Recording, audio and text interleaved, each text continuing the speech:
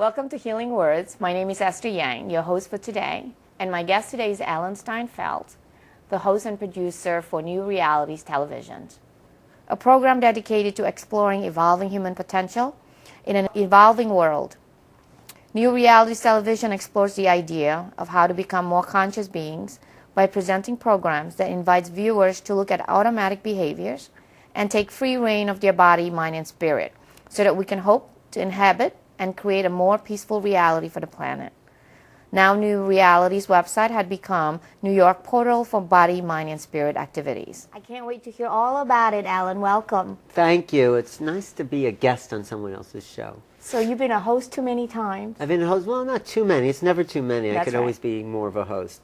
But I've been doing it for 15 years. Wow. So tell us about New Realities and what we need to know about New Realities. Well, we have to understand what reality is, right? Right. Reality for me is the concept most people have of the world they're living in. So New Realities means that perhaps what they think is the world is only a limited version of what they've been conditioned to see. Okay. So I think there's more to the world and to reality than we have been educated to be aware of. So New Realities is bringing the awareness of a greater existence, whether that's spiritual or physical, as far as your health and your body and your relationship to that, or new sciences that are discovering deeper levels of physics, or art. I think art is very important for the unfoldment of new realities, because artists give us greater perceptions of what's out there and expand what's possible. So my show has been including what I feel has been the cutting edge of what's new, and how are we evolving as a conscious race of human beings. Well, let me ask, because if people are limited, and they said that ignorance is bliss, yes. So now you're asking people to open up their consciousness. Right. And one, I want to know is, how do we open up to that consciousness? Two, what if I don't want to open that consciousness, and what are consequences to not opening that consciousness? Those are great questions, because first of all, I think ignorance is not bliss. I think ignorance is suffering. Okay. And because people aren't aware, they have developed attitudes about their lives, and the denial and the attachment to material form. What I present is a spiritual reality which says we are eternal beings. Right. And that awareness, not just saying it, but trying to bring people an awareness of what's possible, they open up a little more. Why if people don't want to open? Well, part of our human beingness is evolution. Those that don't want to open start to stagnate. I think part of who we are is constant movement.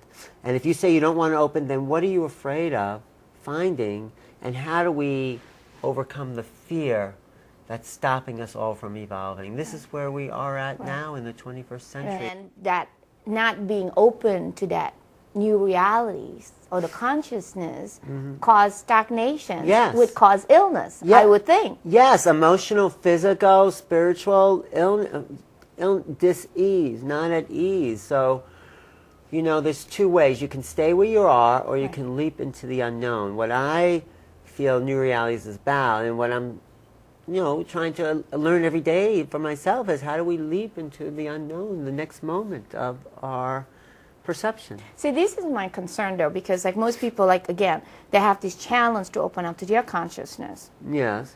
And then they have their friends.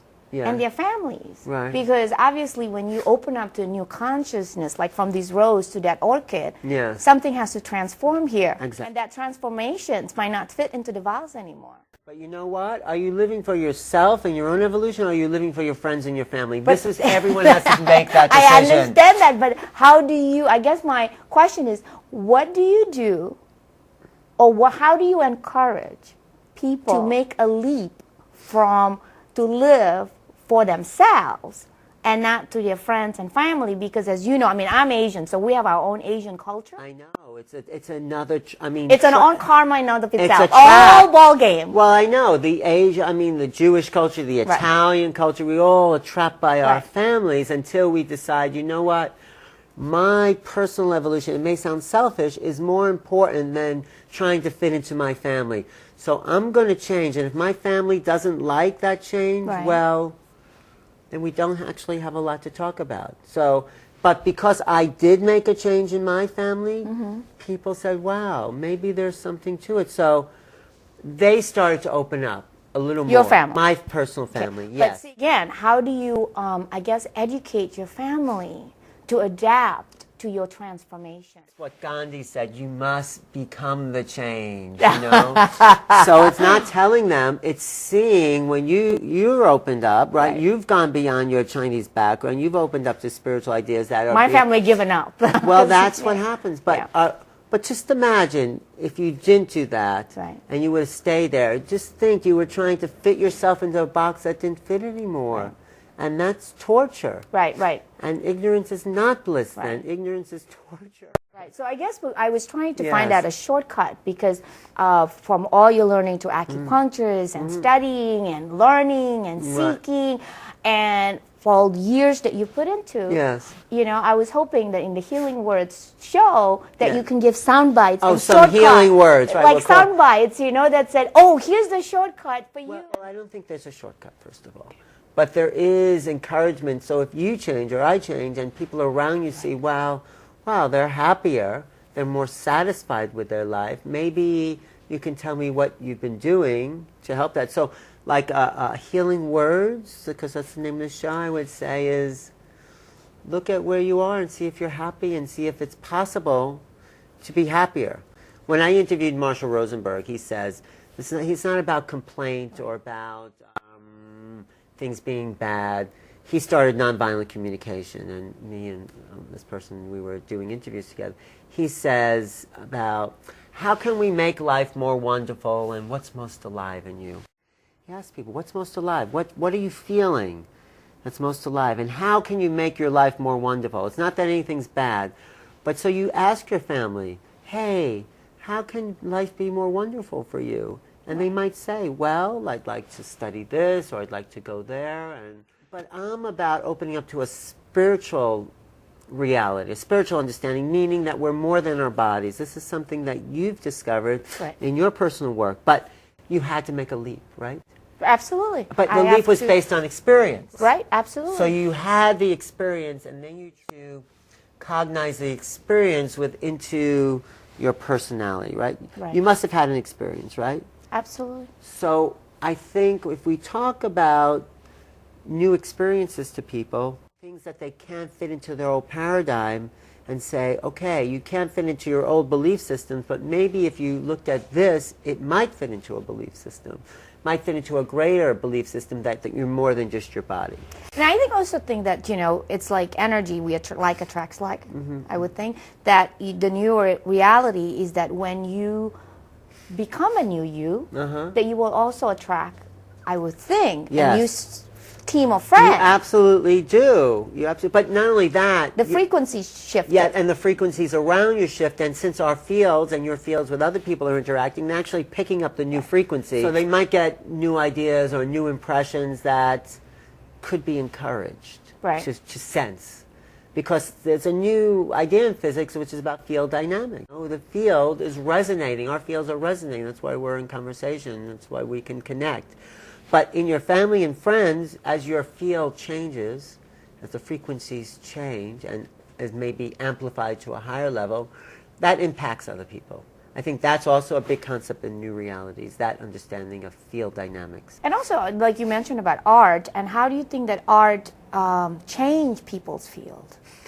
Art is a way of... whether doing it or seeing it. Both, doing and seeing. What I feel the artist does is perceive new patterns, cognize new ways of looking at the world, and in these new presentations of patterns about the world, you have to open up something to perceive it.